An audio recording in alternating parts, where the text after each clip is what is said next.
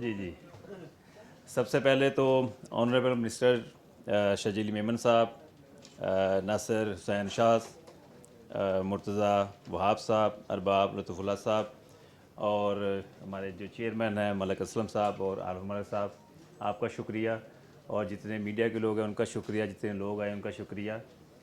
بس تقریریں کافی ہو گئی ہیں، ایک دو باتیں کہوں گا کہ یہ جو سندھ پریمیئر لیگ ہے، مجھے یہ اپرچونٹی ملی ہے، اور ٹیلنٹ ہنٹ کی بات بھی ہوئی ہے، اور پلیئر کو ڈیفائن بھی کرنا ہے انشاءاللہ تعالیٰ، اور ایک سٹینڈرڈ سیٹ کرنا ہے کہ جب ایک سٹینڈرڈ سیٹ کریں گے تو پلیئر آٹومیٹکلی ڈیولپ ہوں گے، وہ نکلیں گے۔ اور سندھ کا جو ایک مقصد یہ ہے کہ یہاں سے پلیئر ڈیولپمنٹ ہو، پروموشن آف کرکٹ ہو، اس میں ہم سندھ پریمیئر لیگ کے ساتھ ہیں۔ اور شاہد افریدی ہمارے برانڈ ایمبیسڈر ہیں، ان کا نام سوری بھول گیا میں۔